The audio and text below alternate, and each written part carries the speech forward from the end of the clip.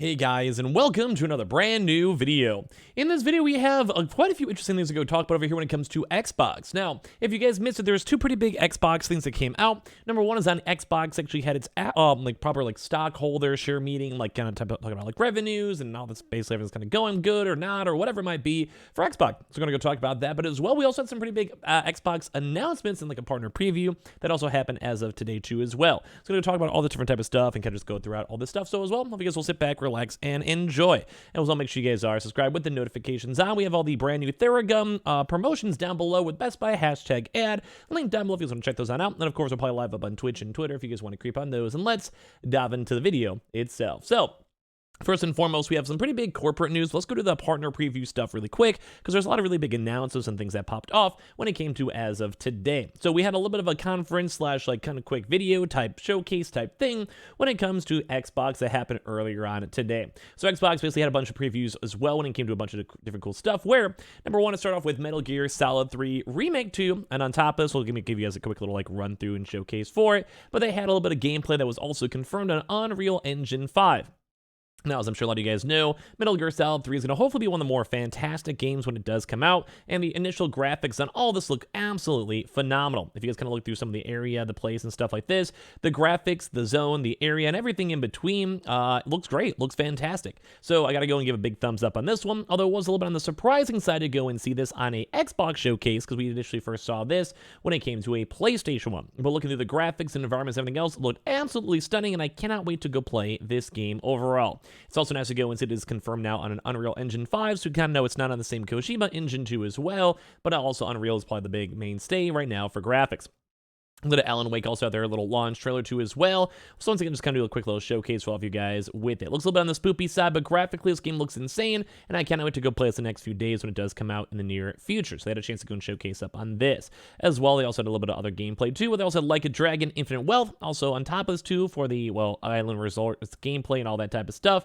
So all around kind of cool. This actually looked like a pretty fun, nifty game. In my opinion over here, we have a big chance to go and do literal unironic hotel renovation over here, which just kind of adds the goofiness of all the Yakuza games, but overall, very nice to go and see. So the Ark Survival Ascended revealed too as well, which I do want to say I think there's actually going to be some cool stuff when it comes to Twitch, when it comes to the game itself too as well. So we have some brand new Ark stuff too. On top of this one, Manor Lords gets a PC release date too, as well as some also gameplay. So this looks all around pretty nice, cool, and graphically, I love RTS type style games. Been checking out City Skylines 2, although it's been a little bit on the iffy side as well. But I would really actually like to go play Manor Lords. Looks like a very cool, graphically nice, cool game as well. RoboCop 2 also gets a new story and gameplay trailer. A lot of people have actually been saying how good the RoboCop game actually was overall, and just overall big thumbs up. So cool gameplay for that one too. There's also still Wakes the Deep gameplay trailer too as well. So I'm gonna look at some kind of nice little spoopy games also tied on in, although may not be the best ones, but they are out there, kind of giving me some Outlast vibes.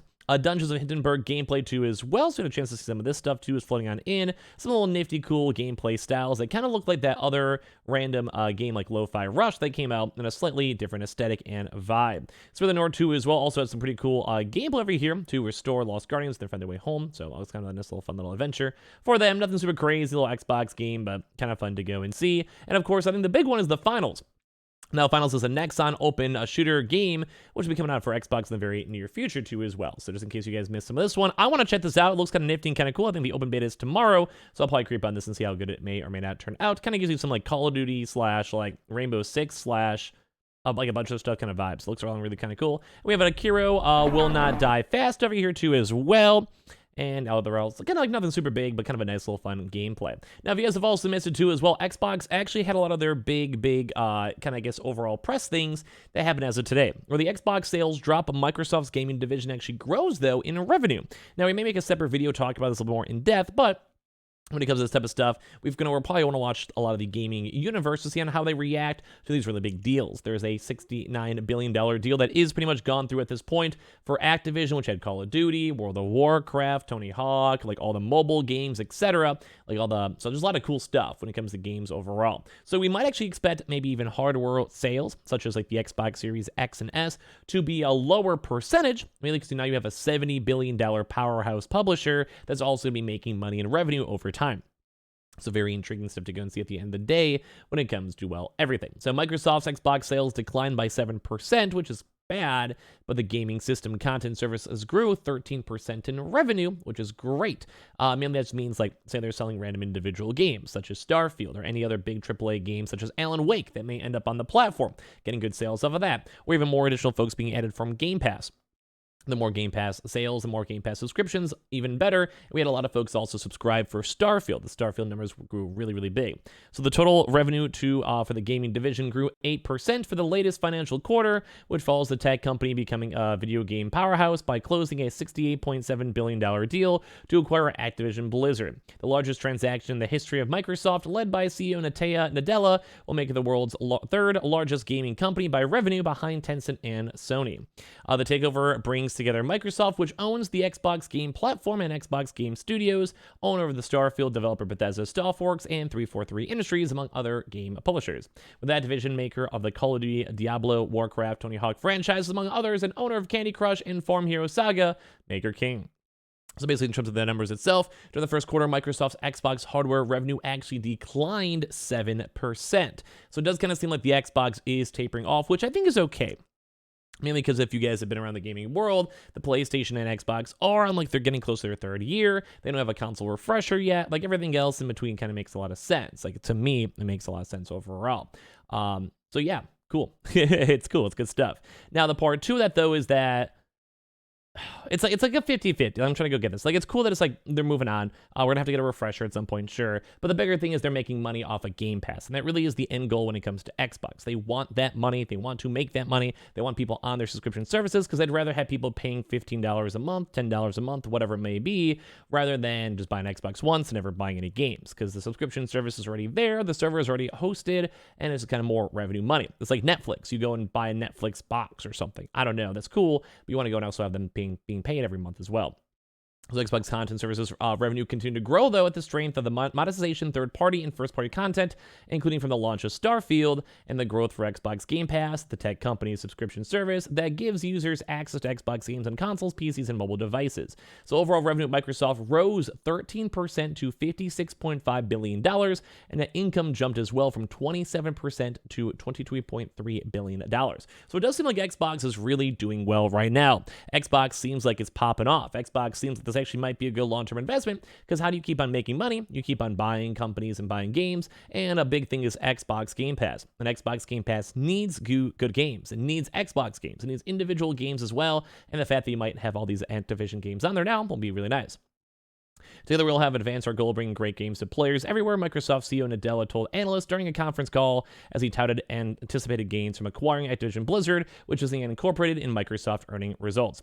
The goal will be using new franchises like Candy Crush, Diablo, and Halo to sell more Xbox consoles and drive additional subscribers to the Xbox Game Pass service. And once again, I do think with, like, the really big grouping of games they have too as well, is that yeah, like, you know, just that's how it works. Like, it's just people want to go and buy games, and they're going to go play them. So how do you go get them? You get Xbox, or you go on PC. So it's still, once again, pushing both the PC and Xbox market. And at the end of the day, it's just, well, nice. It's just nice to go and see overall. With Activision Blizzard, we now have added a significant depth to our content portfolio. Nadella said Microsoft expects in the second quarter to see gaming division revenue growth at north of 45%, with most of that net impact, or around 35%, coming from incorporating Activision Blizzard. So overall, like, I think it's kind of good for Microsoft, because they're going to have a lot more of a higher percentage of potential money to come in from Activision as well as Xbox.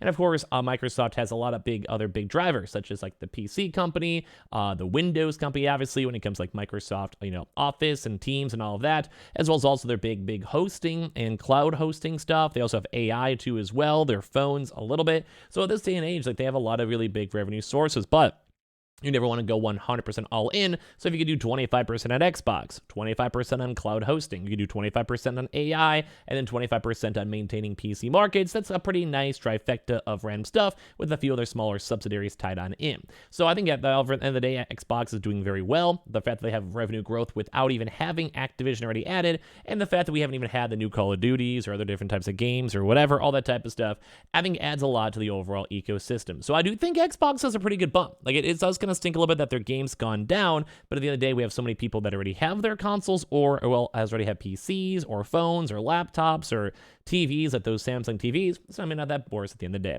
So we also have don't forget the Best Buy promotion going on down below, #ad with all the Theragun promotions as well, so check them out if you guys want. We have the Twitter and Twitch stream down below in case you guys want to follow Puppy Live right now for a comfy stream, and of course, subscribe if you guys are new. Give me your thoughts and comments down below.